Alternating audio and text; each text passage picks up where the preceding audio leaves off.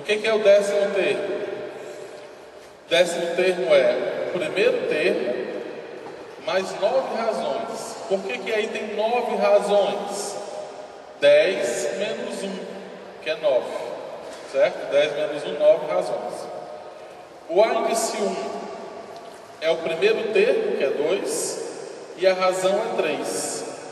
9 vezes 3, 27. Mais 2, 29. Isso quer dizer que o décimo termo dessa PA é 29. Se você continuar a sequência 2, 5, 8, 11, 14, 17, 20, 23, 26, 29. O décimo termo é o 29. Só que ele quer a soma dos 10. Olha como você vai fazer a soma dos 10. Por que aparece 10 aí no começo da fórmula? Porque você quer somar 10 termos. O N é 10. Beleza? Por que aparece o 2? Porque o primeiro termo é o 2. Mais o 29. Por que o 29? Porque o último termo da soma é o 29. Faz essa conta e divide por 2. Vamos fazer essa conta. Quanto é 2 mais 29? É 31. 31 vezes 10 é 310. Aí você divide 310 por 2, que dá 155, né? Então essa soma é 155. Olha como faz sentido. Vamos somar de 1 até 10 aqui. Vamos fazer a soma de 1 até 10. A sequência 1, 2, 3, 4, 5, 6, 7, 8, 9, 10 é uma PA? É. Qual é a razão da PA? 1. Bora fazer a soma da PA. Dessa PA, termo a termo. 1 mais 2 é 3. 3 mais 3, 6. 6 mais 4, 10. 10 mais 5, 15. 15 mais 6, 21. Mais 7, 28. 28 mais 8, 36. 36 mais 9, 45. 45 mais 10, 55. Isso se você somar 1 a 1. Aplicando a fórmula, você só precisa saber 3 coisas. Quantos termos que você está somando? São 10 números que nós estamos somando. O primeiro termo e o último. Qual foi o primeiro termo que nós somamos? Foi 1. Qual foi o último termo? 10. Quanto é 1 mais 10? 11. 11 vezes 10. Por que é 11 vezes 10? Porque são 10 termos. 11 vezes 10 é 110. Aí você divide por 2. 110 por 2 dá exatamente quanto?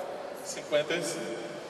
Uma das primeiras pessoas que conseguiu fazer essa conta, entender que o raciocínio podia ser feito dessa maneira, foi um matemático chamado Gauss, quando ele tinha 7 anos de idade.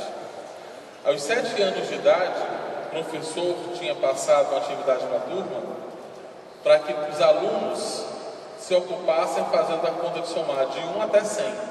Somar todos os números de 1 até 100. 1 mais 2, mais 3, mais 4, mais 5, mais 6 até 100. Ele achava que os alunos iam realmente fazer essa soma de 1 até 100. 1 mais 2, mais 3, ele levava um bocado de tempo, né? Que nem a gente fez agora, até 10. Ele achou que os alunos iam ter que fazer daquele jeito até chegar no 100. Só que esse rapaz, o Gauss, com 7 anos de idade, ele não sabia dessa fórmula, mas ele usou a fórmula sem saber. Ele percebeu que bastava somar o primeiro com o último. Você pegar 1 somado com 100, dá quanto? 101. Se você pegar 2 e somar com 99, dá quanto? 101. Se você pegar sempre o primeiro com o último, vai dar 101. Ó. 1 com 100, 101. 2 com 99, 101. 3 com 98, 101. 4 com 97. Ele disse, por que eu vou ficar somando 1 por 1, se eu posso somar de 2 em 2 e dar sempre 101? Foi o que ele pensou. Agora, se eram 100 números para ele somar, eram 100 números, mas ele está pegando de 2 em 2, se tornam quantos? 50. Então ele tinha 50 somas de 101. Aí ele fez 50 vezes 101, que é 5.050. E acabou a história. Em 5 minutos ele entregou lá para o professor. Esse cara é considerado, o Gauss, depois se tornou um dos matemáticos mais influentes até os dias de hoje. Né? Não é mais vivo, mas na época dele, o que ele escreveu continua válido e influenciando os matemáticos até os dias de hoje. Vamos ver uma aplicação para isso. O trabalho em empresas de festas exige dos profissionais conhecimentos de diferentes áreas. Na semana passada, todos os funcionários de uma dessas empresas estavam envolvidos na tarefa de determinar a quantidade de estrelas que seriam utilizadas na confecção de um painel. Um dos funcionários apresentou um esboço das primeiras 5 linhas do painel, que terá no total 150 linhas. Observe. O primeiro tem 1 estrela, depois 2, em seguida 3, logo depois 4, 5 estrelas. Então, o painel é feito assim: 1 estrela, depois mais 2, depois mais 3, depois mais 4, depois mais 5, mais 6, etc. Ao todo vão ser quantas linhas? 150 linhas. Após avaliar o esboço, cada um dos funcionários esboçou sua resposta. O funcionário 1 disse que seriam aproximadamente 200 estrelas. A pergunta é a seguinte, né? Cada empresa quer que coloque 1 estrela, depois mais 2, depois mais 3, depois mais 4, depois mais 5. Para isso, você precisa planejar. Quantas estrelas vão ser precisas? Aí o cara diz, o primeiro funcionário diz, são 200 estrelas. 200 estrelas resolve. Esse primeiro funcionário claramente está errado. 200 estrelas é muito pouco. Se na primeira linha tem 1, na segunda tem 2, na terceira tem 3, na quarta tem 4, na 100ª tem quanto? 100. E na 150ª, que é a 150, tem 150. Se eu pegar só a 100 com a 150, já está dando quantas estrelas? 250. Já é mais que as 200 que ele disse. Fora as outras linhas que eu nem contei ainda. Estão entendendo o problema? Então esse primeiro funcionário claramente está errado. O segundo funcionário disse que vão ser aproximadamente 6.000 estrelas. Bom, já é um número mais razoável, né? Daqui a pouco a gente descobre se realmente é isso. O terceiro diz que são 12.000. O quarto diz que é aproximadamente 22.500 e o quinto 22.800. Qual funcionário apresentou um resultado mais próximo da quantidade de estrelas necessárias? Né? O mais próximo. Vamos tentar descobrir. Bom, a gente pode usar o mesmo raciocínio do Gauss que eu falei para vocês agora há pouco, né? Nós temos 1 estrela, vou colocar aqui em fila: 1 estrela, depois 2, depois 3, depois 4, 5, 6, 7, etc, etc. Até vamos chegar em quantas? 148, 149 e 150. Quantas estrelas foram usadas ao todo? Se eu pegar as 150 da última com 1 da primeira, dá quanto? 151. Se eu pegar 2 daqui com 149 de lá, dá quanto? 151. Se eu pegar 3 com 148, dá 151. Se eu pegar sempre o mais à direita com o mais à esquerda, sempre está dando quanto? 151. Mas para obter 151, nós vamos ter que fazer isso quantas vezes? 75 vezes, que é a metade de 150. São 150 números, mas está pegando de 2 em 2. Então é 75 vezes 151. Aí faz a conta. Ou pode usar a fórmula da PA, que é o que nós vamos fazer. A fórmula da PA é a seguinte, ó. A soma dos 150 termos é o A índice 1, que é o primeiro termo, que é quanto? Quantas estrelas tem na primeira linha? 1. Mais o A 150. Quantas estrelas tem por último? 150. Vezes 150. Por que é vezes 150? Porque são 150 termos que você está somando, dividido por 2.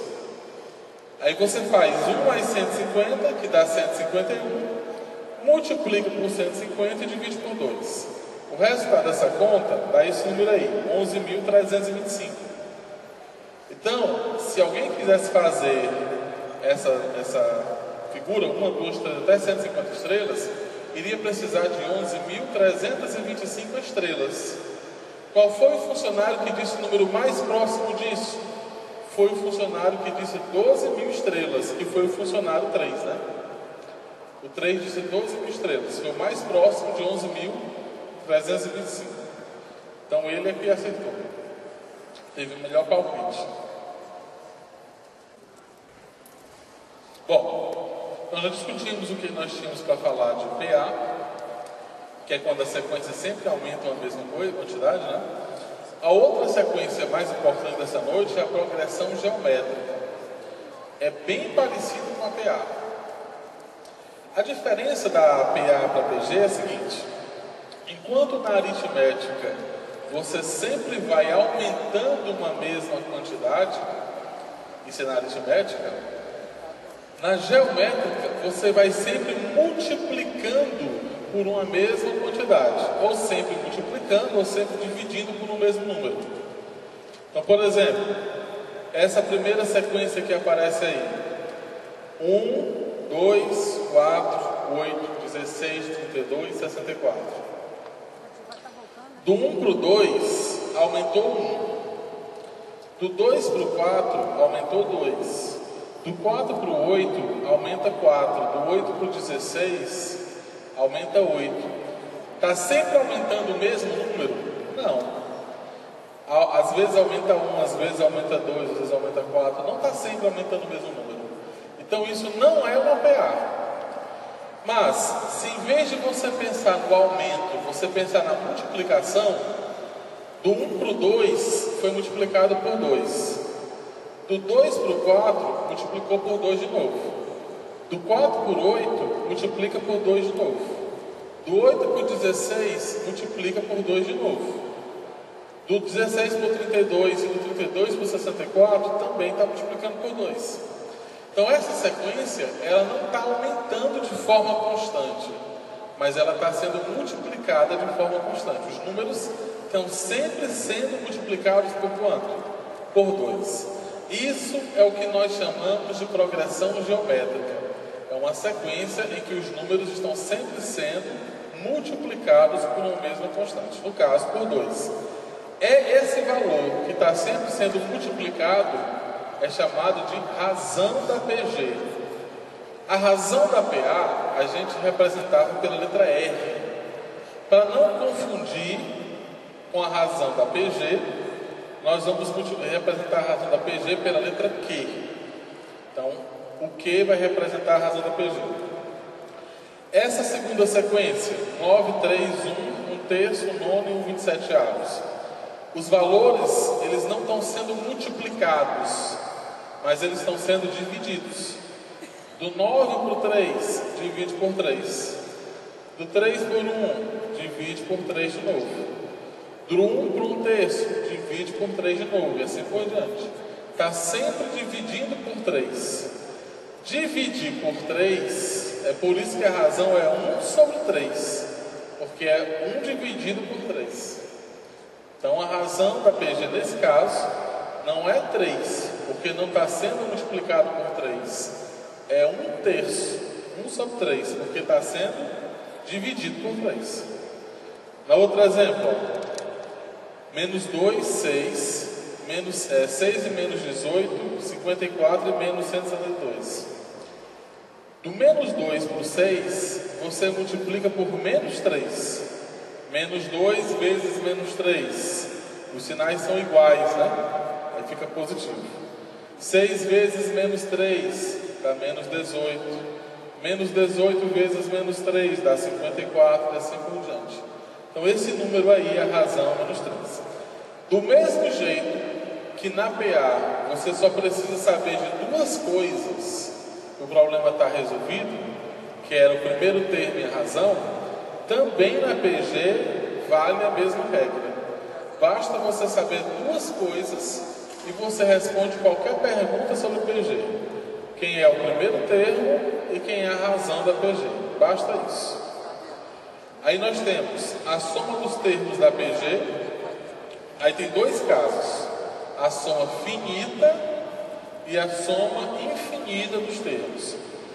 Existe soma finita quando eu quero somar 10 termos, 20 termos de uma PG, 40 termos da PG eu quero somar.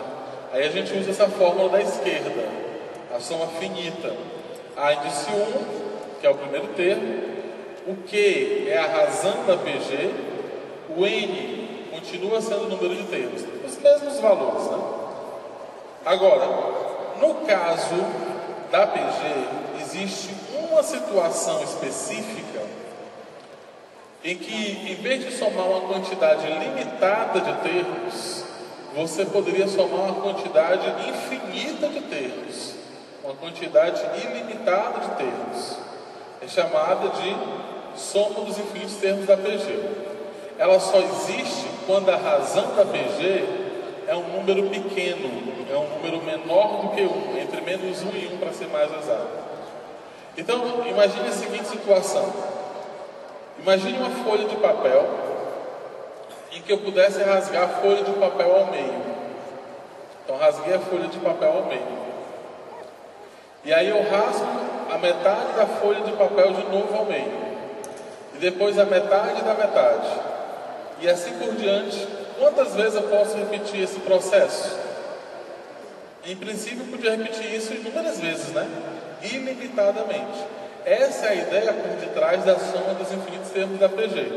Agora, se eu juntasse todos os pedacinhos de papel que eu dividi ao meio, o resultado seria uma folha gigantesca de tamanho infinito ou seria a folha original? Se eu juntasse todos os pedacinhos, seria a folha original. Então essa é a ideia que está por detrás. Perceba que na soma infinita, eu só preciso do primeiro termo, que é o A1, e da razão, que o denominador é 1 menos Q. Vamos ver como é que fica a gente aplicando esses resultados, essas fórmulas.